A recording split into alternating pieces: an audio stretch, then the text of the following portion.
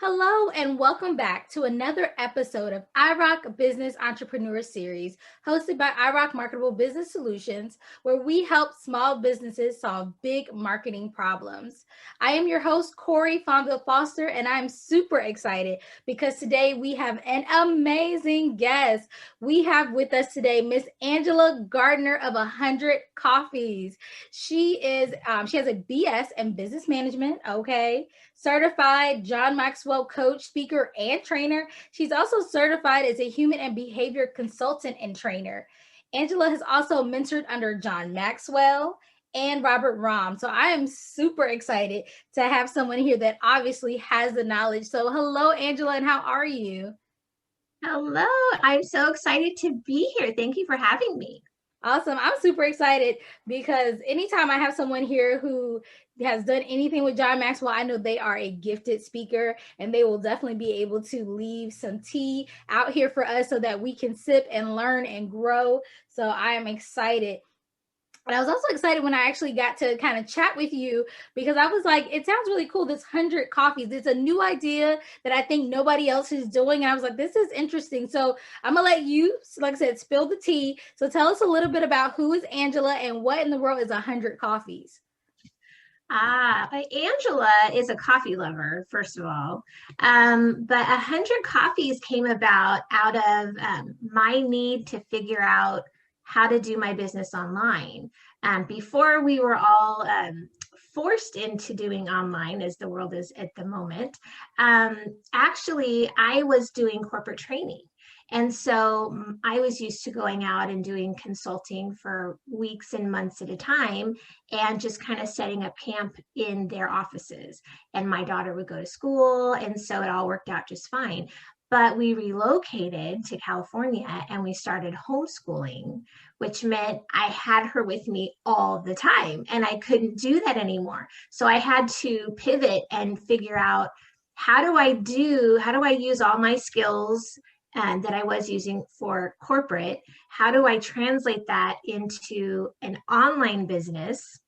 And since that didn't really work out for a lot of my clients, I needed to close out those clients and look for new clients. So it was a whole journey of figuring out how to get on social media because I wasn't even on social media before that point.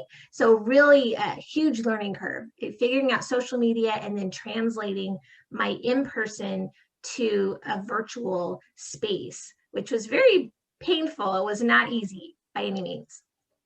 I definitely understand that. A lot of people have found themselves just like you in this time, having to learn how to take their marketable skills they've been doing face to face, in their brick and mortar businesses, and then popping them on this virtual platform and then having to compete with everybody else all over the world. It's like, oh my gosh, how am I going to do this? But I think you definitely found a way and you did it with grace, because when you told me what 100 Coffees was, I was like, okay, I like that. It's something different. We're always trying to kind of network and get to know other business people, and you found a very unique way. So definitely explain to people, how does 100 Coffees work?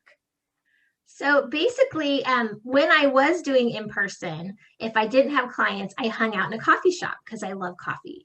And I would just literally set up office hours and say, okay, on this day, I will be at this coffee shop from this time to this time. Come and have coffee with me. And people would come and go, or they'd just walk in and grab their coffee and say, oh, Angela, hey, what are you doing here? And they'd sit down and visit with me. And maybe someone else goes by that one of us knows, and we pull them into the conversation, and just organic networking would happen right in a coffee shop.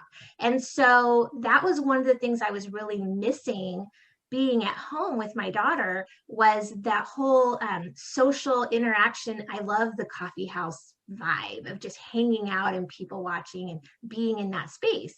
And so I thought, how do you recreate that? How do you recreate that?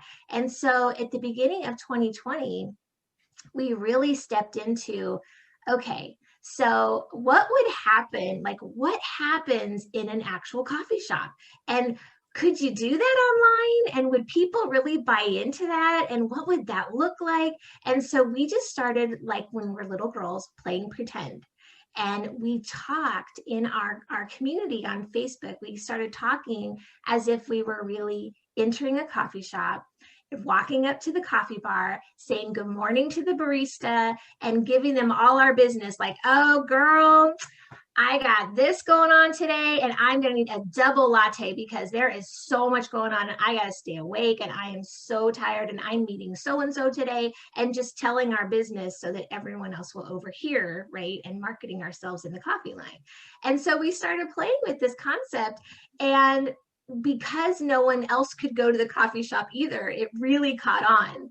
And they're like, wait a minute, this feels like we're really visiting our friends in the coffee house every day. So we have some people now, they pop in, they grab their coffee to go, which means they're not going to hang out and visit with us in the group, but enough to talk in line, let the barista know what's going on in their business, get some marketing, and then let people know how to follow them in their day on other parts of the virtual space, whether that's inside of Facebook, over on Instagram, maybe they're having an event or they're going on Zoom. Some people, they claim a table. And what that means is they order their coffee and they say, I'm going to be sitting over here at such and such a table, or they make up a room like you would in a coffee house, right? Hey, I'm giving a class in the back room if anyone wants to come, or we're doing Bible study in the corner if you want to come sit with us, or hey, did you hear there's a poetry reading over on the stage later this evening? Come on over, we're going to be reading poetry.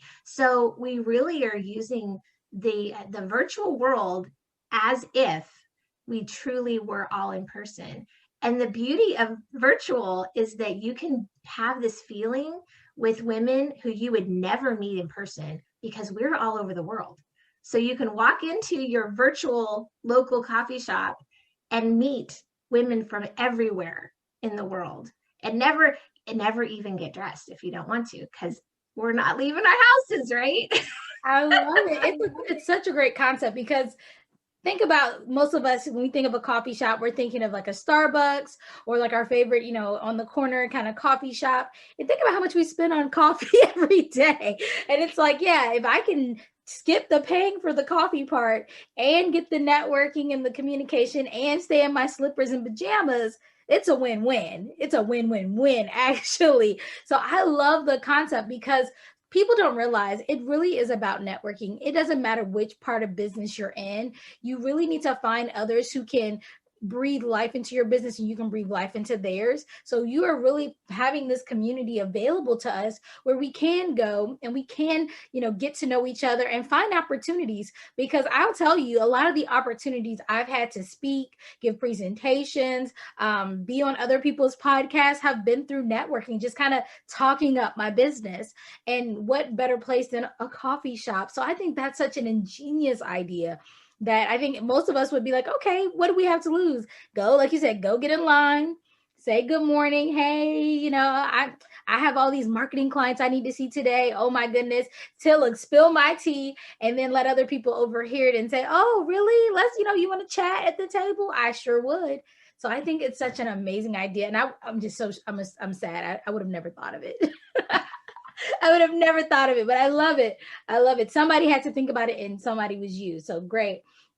So I do want to know, because you were in corporate before, so you've been an entrepreneur for a while, but what got you into this kind of field of wanting to help others, and especially when it comes to the area of networking? I love hearing people's stories. And part of my certification and background is in human behavior. So I am a student of human behavior. I people watch. I love to hear, I always look at people and think, what is their story? Like, there's a story behind that, right? And I just love to hear that. And I'm one that when I look at somebody, I see nothing but potential because that's just my personality and how I'm wired. And so I love to remind people that that all of us were made on purpose for a purpose, and we all have this unique combination of traits. And once we figure out what that is and how to leverage that, then we can do our work, and it's easy and it's fun and actually can be very profitable because you're not fighting yourself trying to get your stuff done. So one of the big things that we do in the coffee shop, our only rule, other than being a woman, our only rule is to be yourself. So come in, and this is your safe space to just feel what it's like to be who you are meant to be, and just practice being you, goofy, serious, whatever. Just be yourself, and people will respect that you're being true to yourself. Whether they agree with you or not is irrelevant. We don't have issues because we respect and realize that everybody's just walking out who they are. If you don't enjoy who that person is, then you need to step out of the way and let them go past you in the coffee house and don't engage with them. And so we don't have a problem. But it's amazing what happens when you empower people to truly just embrace who they are and stop beating themselves up about what they're not or comparing to someone else. That's really easy, especially in the online space, to just look at people who seem to have it all put together and go, I'm just going to do what they're doing. But you don't realize, you don't really see all that they're doing. So you really probably don't want to do what they're doing, even though it might look like they're bringing in a lot of money. They're probably not. Yes, people don't realize that Instagram is the biggest culprit of that, of having people feel bad. Like, oh, but look at them. They have a commercial, and look at them. They have all these followers and likes. And you're like, oh my gosh, they must be making so much money. And then to find out that they've been borrowing, they have loans out the wazoo, and they're putting out all this stuff. And yeah, they don't have a client to do anything with. So I think it is important that you kind of stay in your lane and set your own goals of what you want to succeed in and what success looks like to you, and then try to achieve those. I see people all the time talking about, well, I want to have, this, or they'll send me a picture of somebody else's stuff. It's like, but what is you? What is your brand? What are you trying to do? And I think people kind of miss that because they want to follow the trends and follow what somebody else is doing because they think that person is successful. They think that person, like you said, is making money and optimizing their skills, but you never know. You never know. But I was going to ask you who the target market was for this coffee house. And apparently, yes, women only. I love it. Yes. And I think that women can get a lot done. So I love that women are in there networking with each other. So sorry, men, find your own coffee shop. Charge down the street. I like it. So what has been the biggest hurdle? Because I know you talked a little bit about like pivoting from corporate, kind of getting off of the face-to-face and moving into the virtual space. But what else has been one of your biggest hurdles, especially when it comes, like I said, to networking your business? My biggest personal hurdle has always been things that come natural to me, I take for granted. And so it's hard to charge for them. So like I just naturally, if I learn something, I want to share it with someone. And so I had to learn, and just recently have I figured out the line of like, okay, you've gone from the friend zone into now they're in your business. Now they're literally putting their hand in your bank account and pulling out money because you're giving away all of the things that you have. So this year was really, or last year was really about looking at all the things that I just do naturally and that I enjoy sharing, and figuring out how to package that in a way that can be helpful to someone else. Because sometimes you're just giving things away and not realizing, which is not good for you, but it also doesn't let the other person realize the value that you bring. And they just think, oh, I'm just having coffee with Angela, when actually you're dumping marketing on them, you're dumping social media knowledge on them, you're dumping leadership skills on them, you're helping them to develop their pitch or whatever it is. And to me, I'm just having coffee and being me. So there's no dollar sign attached to that. There's no value of my time attached to that, which is dangerous for me because one, I have a family to feed, but two, I feel exhausted, and then I feel like I'm failing when actually the only thing I'm failing to do is charge for my time.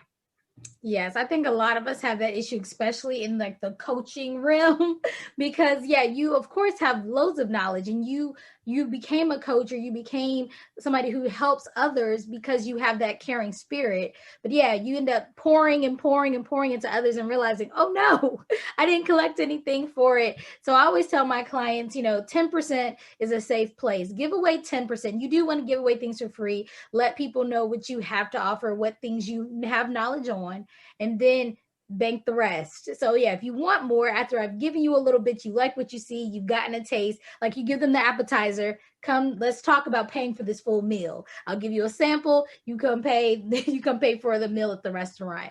And so I think it's important, like you said, to kind of find a boundary, find a balance so that you feel good still giving away things. We know everyone can't afford what we have to offer, but people still need what we have to offer. So you find a way to give, whether that be through a workshop, whether that be through a 5-day challenge, whether that be through, a coffee shop where people can kind of chill. But then when you're ready to invest and really be serious about your business, serious about your goals, let's have a conversation. So I love that you kind of said, I will give it away free, but I have way more that if you're willing to invest, because I tell people you're not spending money, you're investing money. When you're ready to invest and really make a change, then let's have a conversation. Look, come to that table. What table is that?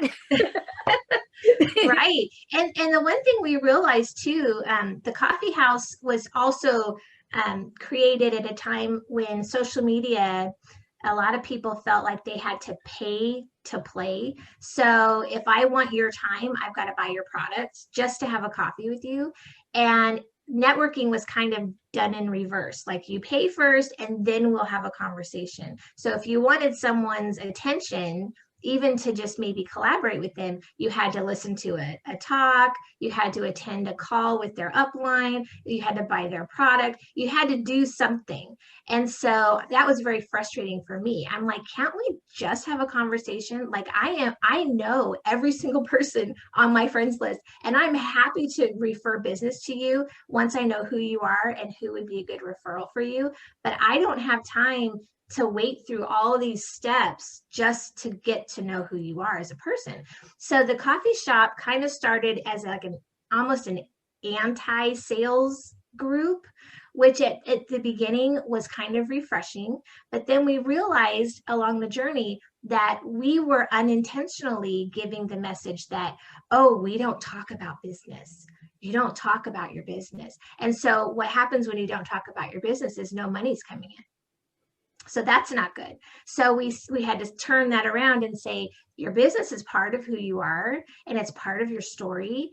And so as long as you're talking about your business like you would a hobby or where you live or whatever, it's like, oh, hey, and by the way, I have a marketing business. I do podcasts. I do it's part of you, right? Mm-hmm. But not to the point of like, okay, so are you buying or are you not buying? Because if you're not buying, I don't have time to talk to you, which is how it used to be. So we're kind of flipping the script just this past year and teaching people how to be themselves and have a business or multiple businesses without driving people away with buy my stuff all the time.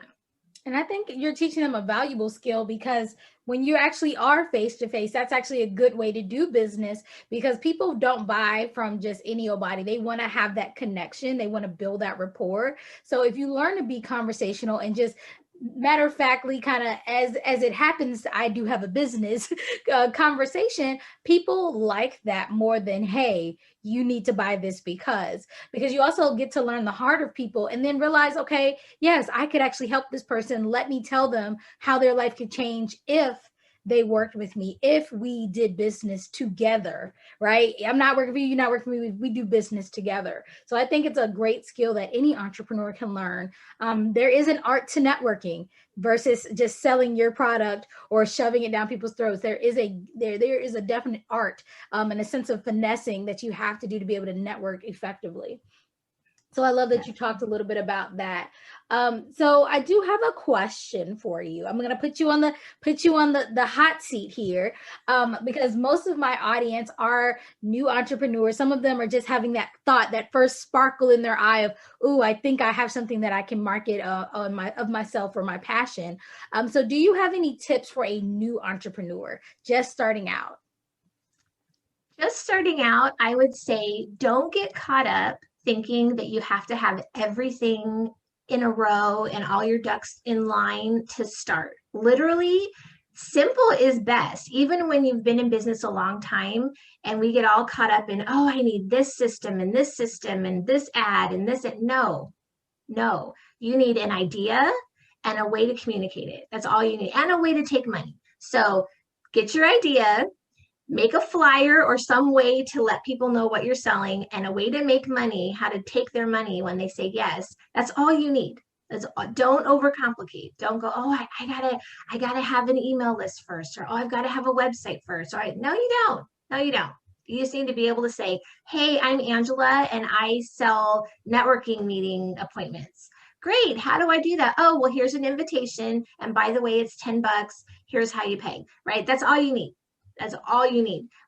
I get so caught up. I spent years thinking, oh, I got to get my website just right. And I got to buy ads just right. And I got all these things I have to do. And then just when I think I had it, they would change something, or the newest and greatest would come out. And oh, shoot, now I got to upgrade to that. And so everything kept being put on hold. No, just what do you have that you could sell? How do you tell people about it? And how do they pay you? Very simple. That is some very great advice. A lot of people do feel that way of, oh my gosh, all these things I have to do before I even talk to someone. It's like, no, when I first started my marketing business, I actually started with a message on Facebook. I drafted a message and it was like, hey friend, I'm starting a marketing business. If you know anybody who needs help, hey, send them my way. And I sent that to everybody who I thought at least knew somebody who owned a business. And that is how I started. I didn't have a logo. I didn't know what products and services I was going to offer. I didn't know anything except I'm going to start this marketing business. And from that email, I ended up getting my first, 2-3 clients just from, and it wasn't even email, I said a Facebook message. It was literally like through Messenger. And I got my first few clients because people knew who I was in other circles. They trusted if she's doing it, it must be pretty decent. And people went ahead and did it. No business cards, no anything. No, I still to this day do not have a website, even though it's coming. And that's because, I've been able to network and leverage myself in a way that through conversation, through word of mouth, through social media, people believe in my brand and they see the results. So I love that you said that you don't have to wait to get started. You have to believe in yourself. You do have to do work. We're not gonna pretend that you don't, but you can get started today. Look, you can get started in the coffee shop, because that'll absolutely networking. Look, you'll find some people. If you don't know somebody today, you hop in that coffee shop, you'll know somebody by tomorrow. So before we go, we definitely want to know what product, services, anything that we can get from Ms. Angela, because you have been just dropping gems this whole podcast. So what can we get from you? Well, I specialize in helping women who either are speakers already or are looking to become a speaker, how to discover, develop, and deliver their signature talk. And then in the meantime, while we do that, we're developing their audience and are creating special ways to connect with that audience so that you can grow your own following and your own community, wherever that might be. We use the DISC model. So not only do I help you figure out who you are, but who your audience is and how your audience listens, so that when you speak, you can capture only their ear and push away anyone who you don't want to work with. Okay, look, that is a tip right there. So how can one get in touch with you if they are interested in really cultivating their speaking like you're talking about? We have a speakers guild, and so you can go to the website at signaturespeakersguild.com. And you can meet our speakers who are already there and learn more about the guild. It's myself and 2 other partners of mine. I teach on how to create your talk and how to identify your audience. We have someone who does a mastermind on delivery skills and for different venues as well, because we have many different ways to speak these days. And then another gal for marketing yourself and getting your media together so that you can promote to people who are hiring speakers.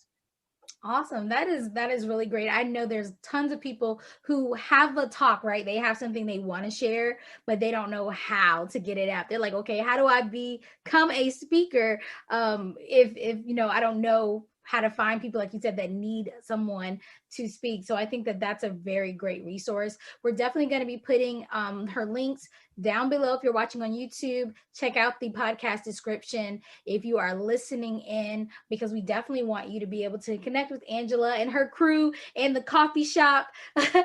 Definitely, I'm going to definitely try to hop over to the coffee shop and grab myself a cup of coffee, an espresso or 2, and sit at a table and check people out, because no matter how big, how small you are in business right now, you're never going to not have to network. Just point blank, period. The owners of all these big companies still go to network and things like that. So I really encourage you. This is an amazing opportunity. There are not many types, if any, other opportunities like this where you can network virtually, where people are all coming to do just that. You may go to other groups where they're coming to learn a skill or they're doing a challenge or what have you, but people aren't there to network, so they may not be as engaging. So definitely check out Angela's coffee shop. It's called 100 Coffees. And then if you are ready to take that leap of faith in yourself and go ahead and invest in your speaking, definitely check out Angela and her partners so that they can help you cultivate your talk. They can help you market it, and they can help you really learn how to craft that speech that you are ready to deliver. I think it's an amazing opportunity. So again, thank you, Angela, for being on the podcast. You have given us so much to think about. I like this. And if for those of you who don't know, Angela, she did say in the beginning, she's in Cali. So you can go surf virtually with her in Cali. And yes, hopefully we'll have you on again, because I think you probably have even more to give. But look, we might have to look. She said we'll do a little bit for free. So hopefully we bring her back. She's gonna be like, and now, and now. But thank you again. And guys, remember, we are here every Sunday, 5 p.m. Eastern Standard Time. And as always, I rock, you rock, we all rock, and we will see you next time.